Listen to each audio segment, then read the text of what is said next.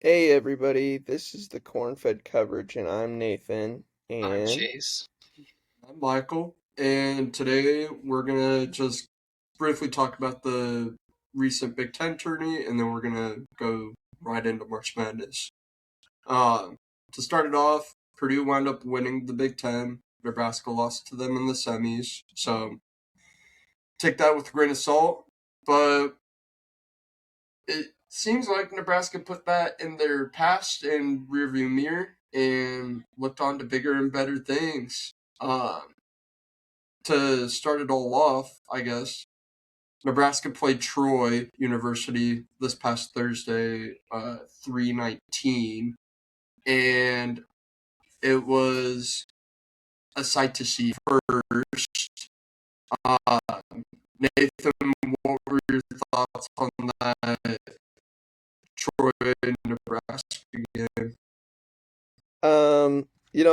I thought it was a great game. At first, I think there were definitely some nerves and pressure for the team because we had not won a March Madness game. One of the only Power Five school to never do it. So I do think that there were definitely some pressure and nerves going into it, but they snuffed that out right from the start. Price Stanford had 17 in the first half, I think. We had a very significant lead going into the half. And I think that everyone watching could just kind of tell that this team looked like this was the day to do it.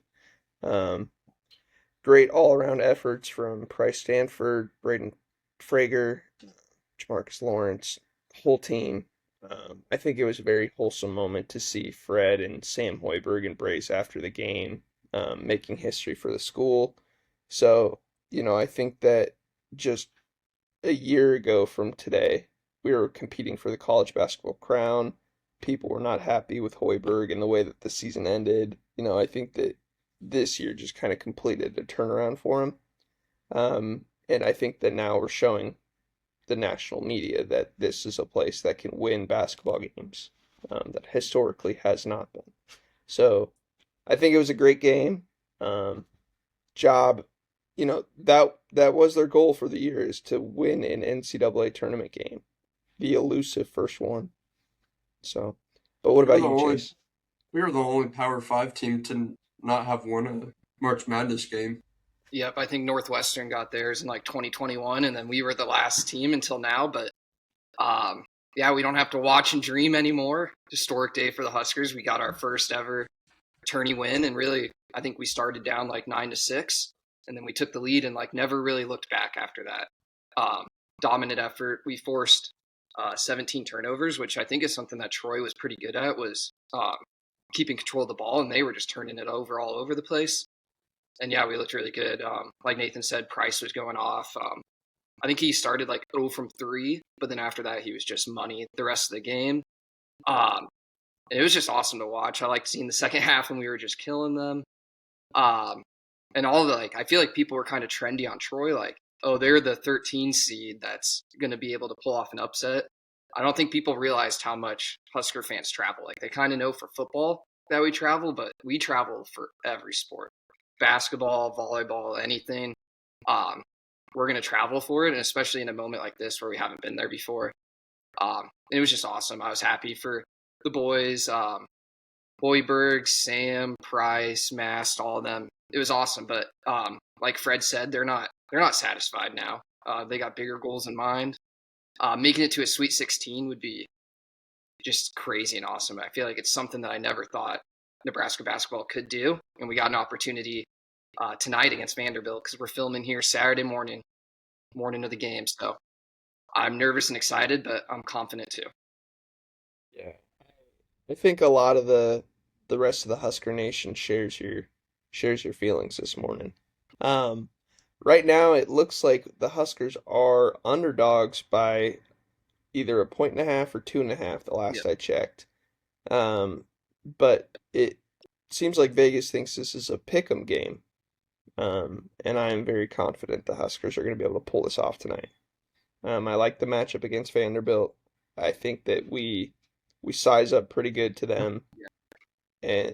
and our defense, if we can play the same type of defense we did against Troy, we should be walking into the Sweet 16 come next week. Yeah. Yeah, I like us a lot. And like you said, we match like size wise, they're similar size to us. Like they're not huge by any means. So I think I think it's gonna be a good game. I think we match up all right. We're gonna have that home crowd. The Vanderbilt coach said it's probably gonna be 98% Husker fans, and I hope it is. Like, what about you? What do you think about the game tonight? Um, if we can play as good of a defense as we played against Troy, I think it's going to be very hard for us to be stopped. Just because Troy was a team that was averaging 80, 85 points a game, and we held them to half that. We knew they were going to try and shoot the three and stop that as well. And very proactive on the defensive side of the ball. And I mean, we had 17 points off of turnovers against Troy, which I think is a huge asset to our team. Just for the way we play, and we have to play that same way against Vanderbilt because, like Jay said, they match up against us pretty well, but where Nebraska thrives is the defensive side of the ball. Like the reason why we lost to Michigan by only 3 was because our defense was stout. We were forcing turnovers. So if we can go into Vandy tonight with the mindset of take the ball away and no easy shots, I think the boys will just have to focus on making their shots in return. Because we started a little cold off against Troy. Like for the first 5 minutes, I thought it was going to be a back and forth game. And then, like you said, Nebraska was down like 15-13 or something like that. Price hits a 3, or we're down 15-12. Price hits a 3, ties us back up. Then Troy goes down. Price gets the steal in transition, hits a 3 to take the lead. And after that, Nebraska never looked back. So if we can take that same mindset to Vandy tonight, I'm very confident in our team and the way we play. And I think the way we played against Troy showed a lot of college basketball analysts all around the country that Nebraska might be for real. But I we think won't they know we're for real. we won't We're know that till 4 seed. tonight though. Yeah. We won't know that till tonight though. I think people slept on And us a little bit since we were like 6-6 in our last 12 games going into the tournament, but we had hard games to end the season going into the tournament. But well, and like our Michael said, I losses think were all starting to fast is important. well, and all of our losses were to tournament teams. Yeah, Like none of them were like blowout losses that I can think of. Like Purdue kind of fought us UCLA. in the Big Ten tourney, but it wasn't like terrible. If we didn't start that game down like 17-2, like we basically played them even after that. Game. Yeah, it was too hard to get out of that hole. Mm-hmm. UCLA was Yeah, but probably our worst game, but that was regular Oh, yeah. season on the road. Either Purdue in the Big Ten champ game or the UCLA road game was our worst one. But or Iowa road. Mm-hmm. yeah, that We too. didn't We even came get over back at 60 least to make it points. only a 5-point loss, but yeah, that we were not scoring in that Mm-mm. 52. Mm-mm. But outside of that, like I said, we only lost to tournament teams, and I don't think Nebraska basketball has done that in a very long time. Every So team we lost to, if I'm not forgetting anyone, is still alive in this tournament. yeah, because Wisconsin's out, but we beat them by 30. So Yep. I mean, we lost to Iowa, UCLA. They're both still alive. Purdue's alive. Michigan, or we beat Michigan State, but Michigan. Yeah. Illinois still alive. Yep. But But with yeah, that, there have been some other crazy games so far in this tournament. Like yesterday or on Thursday, I know there was a couple good games. I really liked St. Louis over Georgia Thursday night, and they just blew them out of the water, straight belt to ass. I don't know how else to put it, but Kareem Abdul-Jabbar, Robbie Avila, that is my March hero. Outside of anybody on Nebraska's team being, But yeah, I really love the Billikens. I think that they have got a decent shot to upset Michigan today with the way they showed. Michigan plays a lot better than Georgia does. Um, so they got their work cut out for them, but I like the points today. Yeah, Michigan's not going to give up 100 like Georgia did, but St. Louis did look really good. I think they'll be alive in the game and definitely can cover. If St. Louis can force turnovers, we saw that affected Michigan when Nebraska played them. So if they can force turnovers and keep it a close game, they might have a chance. That might be their recipe for a win tonight. They I know play a St. Louis very fans good say this is their team. best team ever. Yeah, they play a very good team brand of basketball. But But past that, did you guys see any other crazy games or anything else happen Yeah, another on Thursday?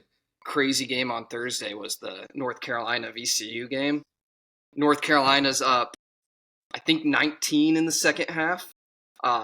They're up enough that even their social media team is tweeting like up 19. Um, but then here comes VCU and their more brand of I feel like team basketball too. Like sometimes North Carolina looked like they just had a couple individuals that got them off to that hot start, but VCU is just a team that's not going to go away. They fought, they played good defense, they got rebounds, and they just out toughed them and outwilled North Carolina. Got it sent to overtime, and then it was VCU from there. So really big comeback. I don't know what North Carolina's going to do from here. I feel like when you're a blue blood like that, and they've kind of haven't been up to their standards the last couple years. I think Hubert Davis is their coach now, who took over for their legendary coach before him. Roy Williams. Yeah. Yeah. So I don't know. This could be something that gets you fired, a 19-point lead over an 11 seed, but great win for VCU, and we'll see what they can do against Illinois with a lot of offensive firepower, though. It's always tougher in the round of 32. well, then you take a look at the High Point Wisconsin game that nobody really saw coming. Yep. High Point was just aggressive on-ball defense, and they made their shots when they needed to. Johnston was hitting from all over the court. He was the fire behind that team, being able to win that. And they played stout defense all throughout the game, too. Wisconsin had a really tough time finding their shot to make. They were kind of forcing their shot. Probably about 5 minutes left in the game, they started taking shots that I was kind of like, why the hell are you shooting that? Yeah. And I mean, we saw a lot of that in a lot of games in March Madness in the last 2 days. So, congrats to High Point. It's their first time. I think it's their first tourney win. Win, yeah. That's what I was about to say. And I think the guy that got the game-winning basket, it was his first 2-point. Yeah, it was his bucket, like, first ever. 2-point bucket. Because he was Even with 0 this from season, 5 yeah. of the season. And then he was like 100 and... He was like... It was He some shot crazy stat 47% from three. Yeah, 47%. on the season, which is crazy. Yeah. So, congrats to High Point. We'll be rooting for you guys in the round of 32. Because So you got to root for your 12 seed. So the Badgers will have better luck next year, hopefully. Yeah. But I don't know. I feel like it's just a tough loss to swallow. Yeah. I feel like it's hard when it's you have a Thursday early game and you lose like that too, because you feel like you weren't even in the tournament. You're like, well, Yeah. we're already out and we're like 2 hours into this thing. Yeah, and Nebraska's been there 8 different times before this year. So, Yeah, it's We'll nice see to get what that. we can do in the round of 32. first First time time ever being here. there. Mhm. We'll see I what think we the can Sweet do. 16 just sounds so nice. I want to win so bad tonight now. It sounds really good. We've I convinced think we're in good ourselves. position. Yeah. But they are the SEC tournament champion. They beat Florida in the SEC title game. And they So- beat them by 20. Ken Palm has Vanderbilt ranked as the 10th best team, so they're a top 10 team, and I think Ken Palm's pretty accurate for the most part. Ken Palm has us at 13. Yeah. Pretty highly touted matchup, that's for sure. But also, so in terms of the rest of the games today, I really do. Again, I like St. Louis against Michigan. I like them to keep it within 11 and a half. I think that they play a great brand of basketball. They're gritty. They play for the other player next to them, you know. Um, I do think they'll struggle a little bit more against Michigan than they did against Georgia, but yeah, give me them plus 11 and a half. I like it. I think they can keep it close. A game I like today outside of Nebraska. Nebraska's my favorite, but I like Texas to keep it close with Gonzaga plus 6.5. Texas was kind of injured in the middle of the season, dropped some games, but they're healthy now, and I just think they got all five of their starters can score. I think against BYU, they might have had like 4 or 5 guys with double-digit points. I just think they're really balanced offensively. Um, Swain can play good defense then, and I do think Gonzaga is just a little overrated. Maybe it's because I'm still knocking them for dropping Portland State, but also in their non-conference to start the season, they lost to Michigan by like 50. Like Michigan beat them like 100-60 or something. Pretty bad. Yeah. So I just think Gonzaga's a little overrated, and I think Texas might be that sneaky team this year that goes from the first 4 on a little bit of a run. So I like Texas tonight. Yeah. I Michael, what about like you? I like Michigan State to cover over Louisville tonight. Jeremy Fears is just a dog on the court. You can shoot it. He can make people miss. He can find the open shooter. He's a mastermind with orchestrating that offense. And Tom Izzo, you just can't knock the man. He's good in March. He runs a tight ship. And I also like Izzo because he gave props to Nebraska when we beat him. So that was pretty cool to see, coming from a legendary head coach. So I'd ride Michigan -5 or Michigan State -5. Do not ride Michigan -5 because I don't think that's happening. I think St. Louis is going to keep that game close. But yeah, Michigan State all the way. I just think Louisville, I mean, they played pretty well on Thursday, but I, for some odd reason, just think Michigan State's defense is going to force them to take shots they're not comfortable with and kind of force the narrative of get them in comfortable situations and force them to take shots they don't want to take. And Michigan State's defense knows how to do that.